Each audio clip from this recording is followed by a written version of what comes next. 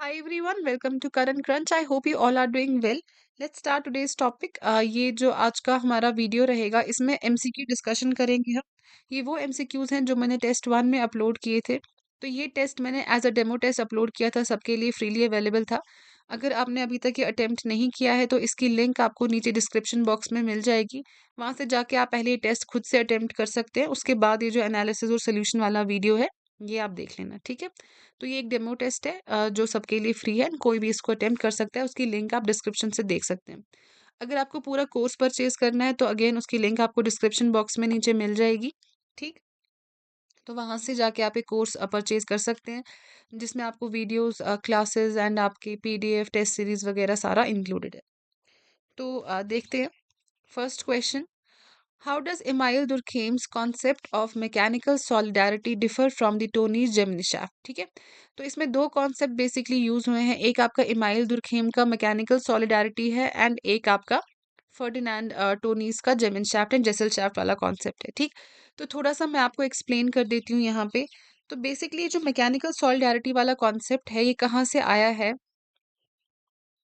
Mechanical solidarity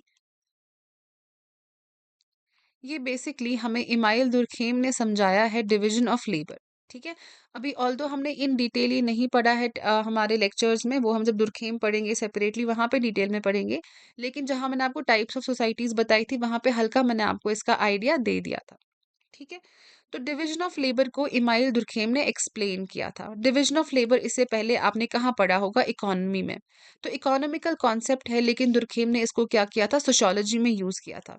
अब वो कैसे यूज किया था वो हम देखते हैं। तो डिवीजन ऑफ लेबर बेसिकली होता क्या है कि एक कॉम्प्लेक्स टास्क को आप क्या करते हो, अलग अलग सिंपल सिंपल टास्क में डिवाइड कर देते हो। सिंपल टास्क में इसकी अगर आप एक एग्जांपल ले लो, फॉर एग्जांपल एक मोबाइल फोन बनाना। मोबाइल फोन ये एक कॉम्प्लेक्स टास्क है, पूरा एक मोबाइल फोन आपके हाथ में बनना।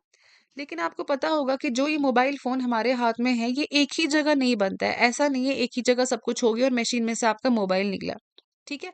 तो ये जो मोबाइल फोन है इसका सॉफ्टवेयर कहीं अलग डेवलप होता है, इसका हार्डवेयर कहीं डेवलप होता है, ठीक है। इसके चार्जर कहीं और बनते हैं, इसका स्क्रीन कहीं और बनता है, इसकी बॉडी की डिजाइनिंग कहीं और होती है।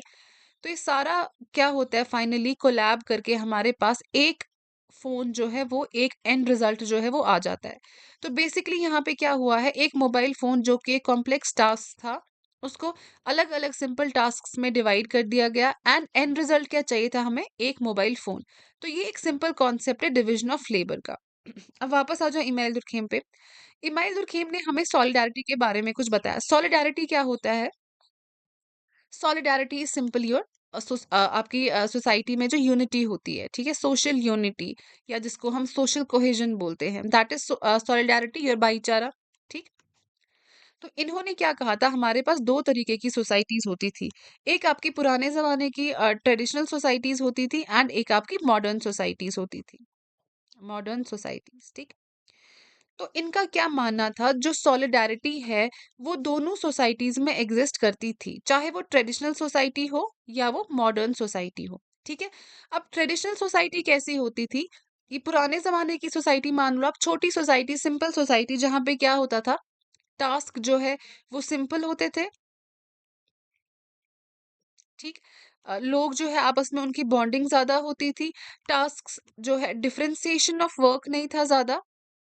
फॉर एग्जाम्पल ये वो सोसाइटी है जहाँ पे पूरे गांव के लिए एक वैद्य जी होते थे, एजुकेशन भी इम्पार्ट वही करते थे, दवाइयाँ भी वही देते थे, ट्रीटमेंट, प्रिवेंशन, क्योर वो भी वही, वो भी यही बताते थे। तो ये फिजिशियन भी थे, ये न्यूट्रिशनिस्ट भी थे, सब कुछ ये खुद ही करते थे। क्योंकि छोटी सोसाइटीज थी, एक वैद्य जी से काम पूरी सोसाइटी, पूरे गांव का चल जाता था। ये आपकी ट्रेडिशनल सोसाइटी हो गई। लेकिन मॉडर्न सोसाइटी में क्या है हमारे पास, हमारे पास फिजिशियन है,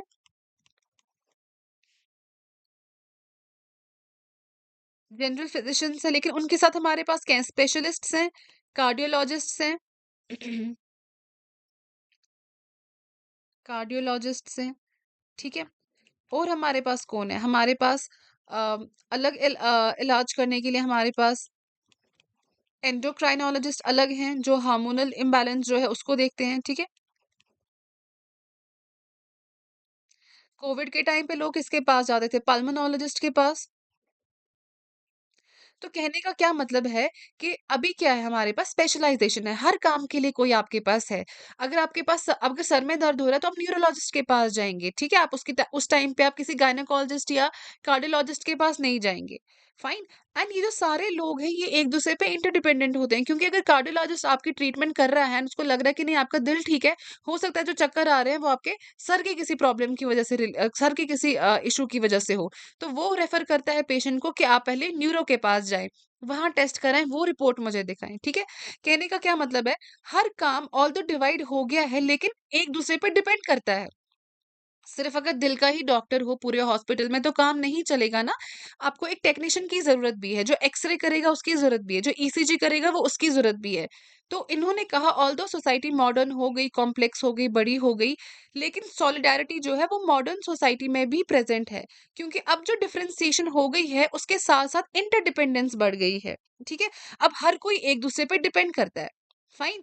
अब हमारे पास फॉर एग्जाम्पल हमारे पास टीचर्स हैं, अलग-अलग सब्जेक्ट्स के हमारे पास अलग-अलग टीचर्स हैं, एक ही टीचर सारे सब्जेक्ट्स नहीं पढ़ाता है।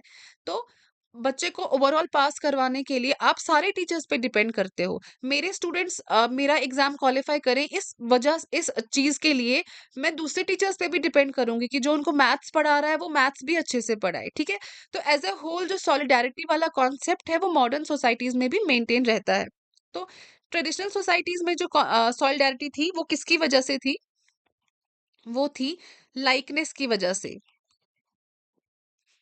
लाइकनेस की वजह से या सिमिलैरिटी की वजह से। एंड जो मॉडर्न सोसाइटीज में सॉलिडैरिटी प्रेजेंट है वो किसकी वजह से है? वो डिफरेंशिएशन की वजह से है, ठीक है? वो डिफरेंसेस की वजह से हैं। ये आपको इमाइल दुर्खेम ने बताया था। अब वापस चलते हैं हमारे क्वेश्चन पे।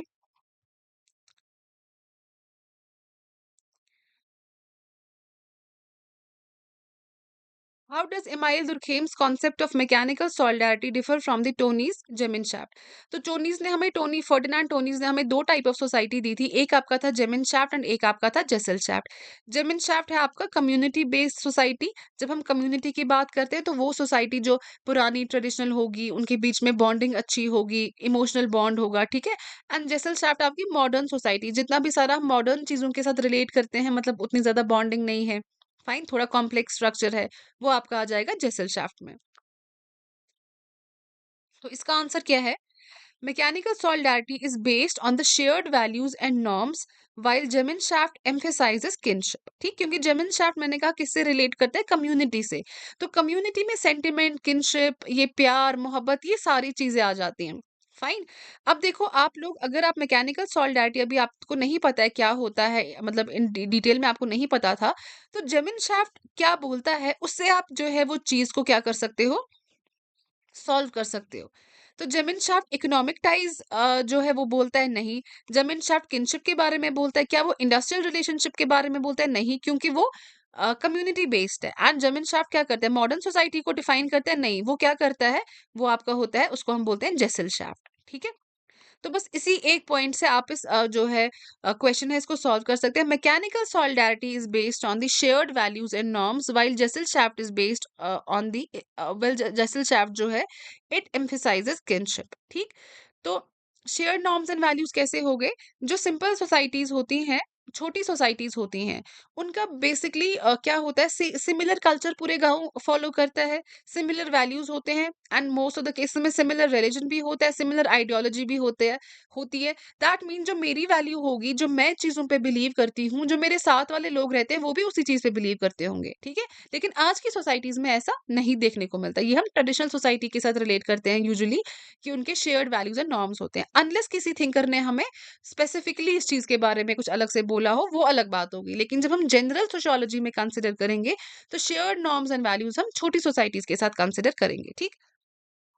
अब आप इसमें एक जगह कंफ्यूज हो सकते हो कि जो मैकेनिकल सॉलिडैरिटी है, अगर हम उसमें डीपली जाएं तो कहीं ना कहीं किनशिप का पार्ट जो है वो मैकेनिकल सॉलिडैरिटी में आएगा, भी आएगा। तो ये डिफरेंस कैसे हुआ?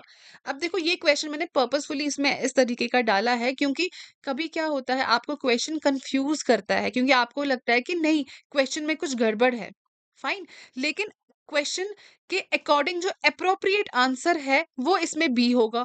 ऑल्दो अगर हम डेप्थ में मैकेनिकल सॉलिडैरिटी में जाएँ तो उसके सबसेट में कहीं न कहीं एक जगह किनशिप वाला पार्ट भी आ जाएगा और जेमिन्स-शाफ्ट में शेयर्ड नॉर्म्स एंड वैल्यूज़ वाला पार्ट भी आ जाएगा, ठीक है?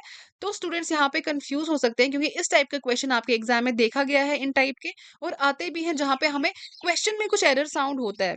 हमें लगता है दोनों चीज़ें सेम बोल रहे हैं तो ये डिफर कैसे हुई? तो उस केस में आपको क्या करना है, जो most appropriate answer according to the question है and according to the options given, the most appropriate answer जो है वो आपको सिलेक्ट करना होता है, ठीक है? तो आगे देखते हैं। विच की concept introduced by August Comte emphasises the application of scientific method. तो ये क्वेश्चन बहुत ही सिंपल है। आप सबने मास्टर्स किए सोशियोलॉजी में, तो इतना मैं एक्सपेक्ट करती हूँ कि ये क्वेश्चन एटलीस्ट किसी ने गलत नहीं किया होगा। इसका आंसर है पॉजिटिविज्म। तो पॉजिटिविज्म क्या कहता है? सोशियोलॉजी को वैसे ही पढ़ो जैसे हम साइंस को पढ़ते हैं। तो ये हम इन डिटेल पढ़ेंगे जब हमें रिसर्च मेथोडोलॉजीज पढ़ना होगा। रिसर्च मेथोडोलॉजीज वहां पे हम पॉजिटिविज्म को थोड़ा डिटेल में समझेंगे। The term sociology is derived from both Latin and Greek origins। तो इसका आंसर क्या है? बी। ठीक, ये हमने देखा हुआ है, फैक्चुअल है, इसमें कुछ बताने की जरूरत नहीं है। अब यहाँ पे देख लो, डॉक्टर प्रिया शर्मा जो है सीनियर प्रोफेसर है यूनिवर्सिटी की। As a part of her professional life वो सुपरवाइज करती हैं डॉक्टरल स्टूडेंट्स को, कोलैबोरेट करती हैं कलीग्स के साथ, एकेडमिक कमिटीज अटेंड करती हैं। तो मींस एज अ प्रोफेसर उनके बहुत सारे काम होते हैं, ठीक। One day she faces conflicting expectations. Her doctoral students demand urgent feedback on the dissertations, while the university admin expects her to prepare for an accreditation review। ठीक है, तो ये जो दो डिलेमा में वो आ जाती है, ये दोनों डिलेमा उसके ये डॉक्टर प्रिया शर्मा के आते हैं as a part of her being a senior professor of a university. ठीक है, तो ऐसा नहीं है क्योंकि वो एक मदर भी है और एक वाइफ भी है या मदर भी है और डॉक्टर भी है इस वजह से प्रॉब्लम आ रही है। प्रॉब्लम जो है उनके स्पेसिफिकली एक ही रोल के अंदर है।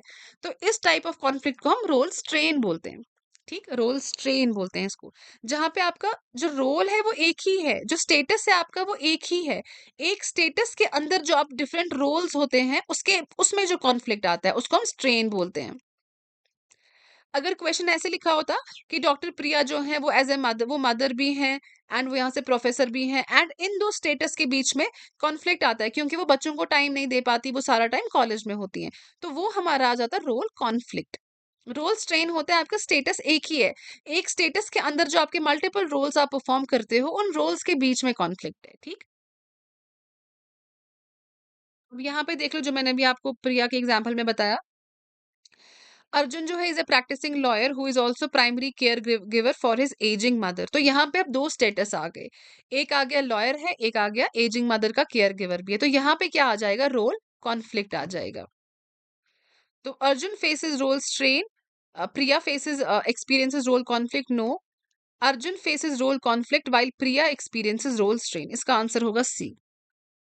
तो इसमें इन दोनों में बस ये याद रख लेना कि स्टेटस कितने हैं, कि सिंगल स्टेटस के अंदर जो रोल्स हैं मल्टीपल रोल्स उनमें कॉन्फ्लिक्ट आ रहा है तो वो स्ट्रेन होगा, या अगर जो आपके अलग अलग स्टेटस हैं लाइक आप फादर भी हैं, आप टीचर भी हैं, आप ब्रदर भी हैं, उन डिफरेंट स्टेटस के जो एसोसिएटेड रोल्स हैं उनके बीच में कोई कॉन्फ्लिक्ट है तो उसको हम बोलेंगे role conflict.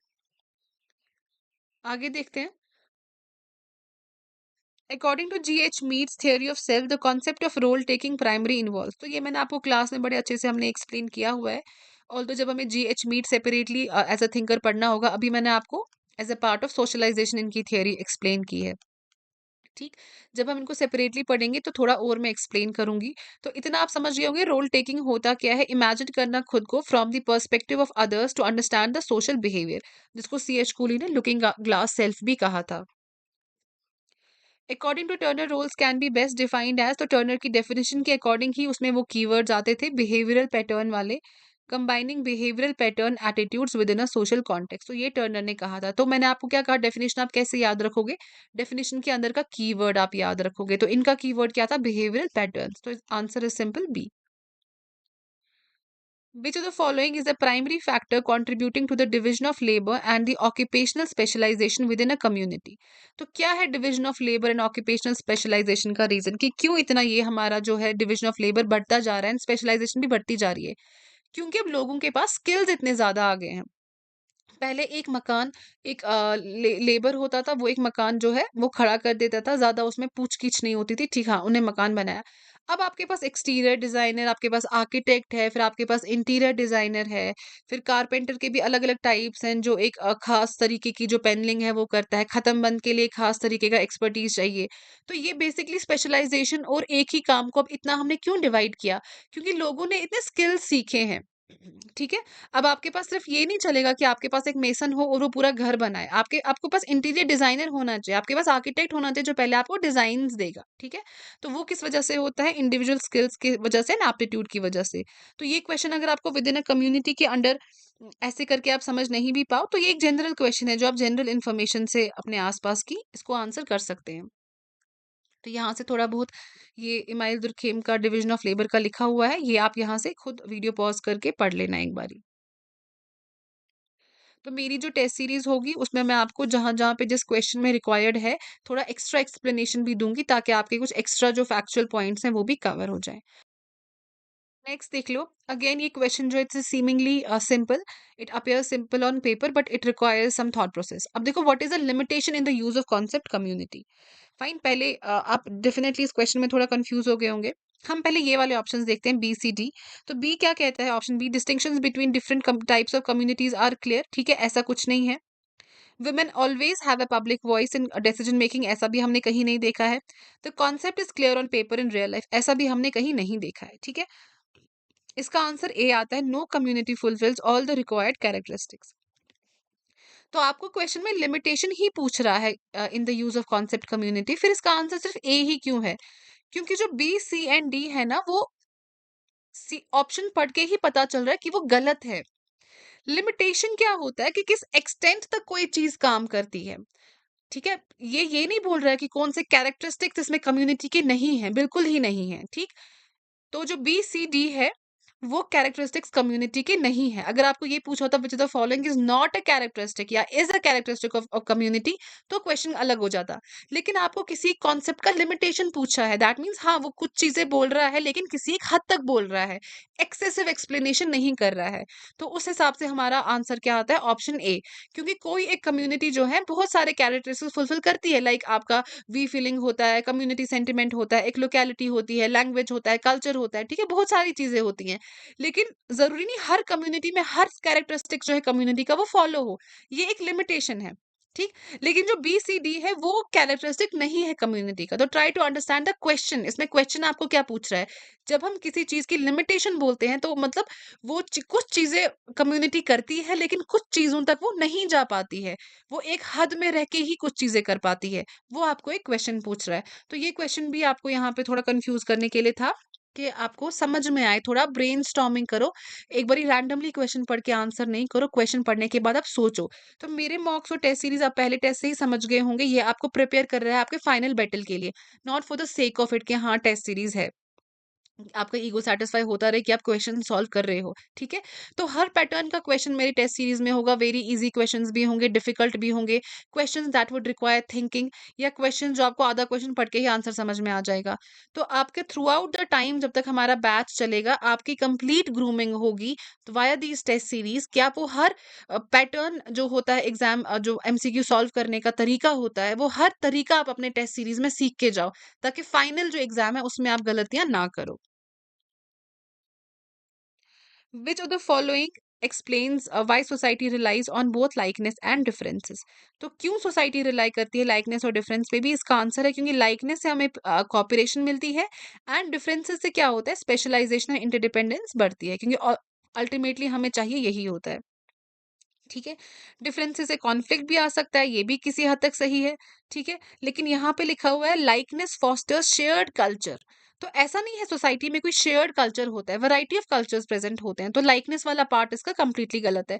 Difference create individuality, ऐसा नहीं है, जैसे मैंने आपको डिवीजन ऑफ लेबर के केस में बताया, डिफरेंसेस से क्या हो रहा है, इंटरडिपेंडेंस बढ़ रही है। ठीक है। Likeness helps in avoiding conflicts while differences create hierarchy. तो हायरार्की जरूरी नहीं है, हायरार्की में होता है when we rank one above the other. जैसे मैंने आपको मेडिकल इसकी एग्जांपल दी, कोई कार्डियोलॉजिस्ट है, कोई पल्मोनोलॉजिस्ट है, हम इसको रैंक नहीं करते हैं one above the other, everyone is equally important. ठीक है। तो यहाँ पे हायरार्की वाला भी नहीं आएगा। Gregarious instinct in society is best reflected in, तो ग्रेगेरियस इंस्टिंक्ट होता क्या है कि हम अकेले नहीं रह सकते हैं। We naturally seek group association and social bonding, तो ये मैंने आपको सारी चीजें पढ़ाई हुई हैं। Which characteristic of society directly connects mutual interaction with division of labour, ठीक है, तो इसके ऑप्शन देखते हैं। Social control as rules ensure cooperation in specialized task, interdependence as individuals rely on one another's special role, ठीक है, तो division of labour, mutual interaction and interdependence, एक दूसरे पे रिलाई होना, ये सारा आप इमाइल दुर्खेम जो मैंने आपको स्टार्टिंग के लेक्चर में बताया उनके कॉन्सेप्ट से निकाल के ये क्वेश्चन सॉल्व कर सकते हैं। Why is social control considered essential for maintaining society, क्योंकि ये रेगुलेट करता है नॉर्म्स, लॉज, कल्चरल एक्सपेक्टेशंस। कोई भी चीज अगर आपको मेंटेन करनी होगी लॉन्ग रन तक, तो कुछ रेगुलेशंस आपको फॉलो करने होंगे, चाहे वो एक घर की बात हो, घर के भी कुछ रूल्स होते हैं ना। अगर कोई घर में कोई रूल नहीं होगा, जो मर्जी वो कर रहे हैं, बच्चे जो मर्जी वो कर रहे हैं, बदतमीजियां कर रहे हैं, जब मर्जी तब आ रहे हैं, जब मर्जी तब जा रहे हैं, तो उनका फैमिली स्ट्रक्चर जो है वो केओटिक हो जाएगा। तो अगर हम छोटी फैमिली की भी बात करें, तो उसमें भी रूल्स एंड रेगुलेशन, नॉर्म्स वगैरह जो है आप पे इम्पोज किए जाएंगे, and as a whole, as a wider society भी ये सारी चीजें आपके साथ होंगी। According to Thomas Hobbes in Leviathan, जो इन्हें बुक लिखी थी, the origin of society can be best explained as a deliberate agreement among the individuals to escape the life of chaos and insecurity. तो इन्होंने क्या कहा था, इंसान क्या होते हैं, नेस्टी, ब्रूटिश वगैरह, इन्होंने नेगेटिव के साथ रिलेट किया था। तो उन सब चीजों को खत्म करने के लिए एक ताकि ये chaos और इनसिक्योरिटी वाली चीज खत्म हो जाए, एक सोशल कॉन्ट्रैक्ट बनाया था इंडिविजुअल्स ने, जिसमें अपना कुछ सोशल फ्रीडम, अपना कुछ personal freedom they gave up, और ये बोला था उन्होंने, मतलब एक कॉन्ट्रैक्ट में था कि उन पे कुछ रेगुलेशंस एंड रूल्स वगैरह इम्पोज की जाए, ताकि जो केओस वगैरह सोसाइटी में है ये खत्म हो। इसको मैच करके देखते हैं। Ferdinand Tonnies is Gemeinschaft, Gesellschaft. Emile Durkheim is mechanical organic solidarity. Herbert Spencer is your militant and industrial society. Robert Redfield is folk and urban society, ठीक है। तो देखो यहाँ पे ये वाला क्वेश्चन सिंपल है, ऑल्दो अगर आपको नहीं भी पता होगा, इससे आपको और एक चीज सीखोगे आप टेस्ट में, कि अगर आपको किसी एक क्वेश्चन में डाउट है, फर्स्ट गो में उस क्वेश्चन को छोड़ दो, क्योंकि देर आर चांसेस कि आपके 10th 11th 15th 20th या 100th क्वेश्चन कोई एक वैसा हो आपके पेपर में, जिससे आपको प्रीवियस किसी क्वेश्चन का डाउट सॉल्व हो जाए, ठीक है। ये भी एक तरीका होता है, इसीलिए वन गो में ही अपने जो गैस वगैरह हैं वो सारे नहीं अपने मारा करो, क्योंकि एक बार आपने ओएमआर शीट मार्क कर दिया, उसके बाद कुछ नहीं हो सकता। तो जहां पे थोड़ा बहुत डाउट है, फर्स्ट गो में वो क्वेश्चन छोड़ दो, बाकी क्वेश्चन ध्यान से पढ़ो, क्योंकि देर आर चांसेस कि आगे आगे जब आप पढ़ते जाओगे तो कोई एक डाउट जो पिछला है वो आपका क्लियर हो जाए। तो यहाँ पे थोड़ी डिटेल भी पड़ी है, आप वीडियो पॉज करके यहाँ से देख सकते हो। Which of the following feature is mostly related to the idea of community, तो क्या क्या है, size, likeness, regulation of relationships, ये सारी चीजें हैं, लेकिन हमें क्या पूछा गया, प्राइमरी फीचर। तो जब हम कम्युनिटी बोलते हैं, उसके प्राइमरी फीचर्स दो माने जाते हैं, एक तो आपका वी फीलिंग होता है या आपका कम्युनिटी सेंटिमेंट भी जिसको बोलते हैं, प्लस आपकी लोकेलिटी। तो ये जो दो ही प्राइमरी फीचर होते हैं किसी भी कम्युनिटी को कम्युनिटी कहलाने के लिए, फिर बाकी उसके सेकेंडरी फीचर्स भी होते हैं, जैसे likeness, regulation of relation, size वगैरह। तो ये चीजें भी मैंने आपको पढ़ाई हुई हैं। Which form of exogamy in India involves marrying outside one's own clan or lineage as practiced in Hindu society? तो हमारे पास गोत्र एक्सोगैमी है, परिवारा एक्सोगैमी है, विलेज एक्सोगैमी है, पिंडा एक्सोगैमी है, ठीक है। हम यहाँ पे आज स्टॉप करते हैं, लास्ट यहाँ पे मैं आपको यहाँ तक आज हम इसका एनालिसिस करेंगे, जो रिमेनिंग क्वेश्चंस है ये हम नेक्स्ट वीडियो में करेंगे, ठीक है। गोत्र exogamy, Pravara exogamy, village exogamy and पिंडा एक्सोगैमी। गोत्र एक्सोगैमी, एक्सोगैमी क्या होता है, ग्रुप के आउटसाइड शादी करना, दैट मीन्स अपने गोत्र के बाहर शादी करना। गोत्र क्या है, it's a Hindi word for the word clan. Clan क्या होता है, जब हम अपने जो पूर्वज हैं, अपने जो एंसेस्टर्स हैं, उनको हम ट्रेस करते करते किसी एक मिथिकल फिगर तक पहुंच जाते हैं, वहां से हम अपनी जो लीनिएज है उसको ट्रेस करते हैं। एक आपका आता है लीनिएज, एक टर्म है आपका क्लैन। लीनिएज होता है जो आपके, जहां तक आपको नाम पता है, लाइक आपको अपने ग्रैंडफादर का नाम पता है, ग्रेट ग्रैंडफादर का पता है, ग्रेट ग्रेट ग्रैंडफादर का पता है, वो आपकी लीनेज होगी। फिर हम पीछे जाते जाते जाते जाते हम एक मिथिकल फिगर तक पहुंच जाते हैं कि हम उनकी प्रजाति हैं, ठीक है। उसको हम बोलते हैं क्लैन, या उसको हिंदी में बोला जाता है गोत्र। तो सेम गोत्र के लोग शादी नहीं कर सकते, मैंने आपको पढ़ाया हुआ है। गोत्र में मैंने आपको क्या कहा, हिंदूज के बिलीफ में कितने ऋषिज ऐसे आते हैं जो डिफरेंट, जहां से डिफरेंट गोत्रा जो है वो सारे बने हैं, तो वो 7 ऐसे ऋषिज हैं, और वो आपके पीडीएफ में भी नाम इंक्लूडेड है, ठीक है। तो वो आप रिवाइज करते रहना साथ साथ, वो काफी इंपॉर्टेंट पॉइंट है। देन इज ये प्रवारा एक्सोगैमी। प्रवारा है जो सेम सेंट वगैरह में बिलीव करते होंगे। विलेज एक्सोगैमी होता है सेम विलेज के शादी नहीं कर सकते। पिंडा एक्सोगैमी होता है, इसमें जनरेशनल रेस्ट्रिक्शंस पुट की जाती हैं कि 5 generation from maternal side, 5 generation from maternal side, 5 generation from maternal side and 7 generation from father side, from father side शादी नहीं कर सकते हैं। इसको बोला जाता है पिंडा एक्सोगैमी। ये वर्ड से निकला है सपिंदा। सपिंदा बोला जाता है, सपिंदा का मतलब होता है of the same body, of the same body. So 7 generations from your father's side and a third 3 generations from your maternal side. Sorry, 5 generations from your maternal side and 7 from your father's side. You cannot marry. ठीक है, आज हम इतना ही analysis करते हैं। I am also running late and secondly Guru Gobind Singh ji का birthday भी है। तो उस वजह से भी आपकी क्लासेस आज नहीं होने वाली है, तो I am keeping it short. Next video में हम क्या करेंगे, वील वाइंड इट अप। तो जिसने अभी तक मेरा कोर्स ज्वाइन नहीं किया है, उसके लिए आपको लिंक डिस्क्रिप्शन बॉक्स में मिल जाएगी, या आप अगर डायरेक्टली इस कोर्स के बारे में इंक्वायर करना चाहते हैं मुझे, तो दिस इज माय नंबर, आप मुझे व्हाट्सएप कर सकते हैं।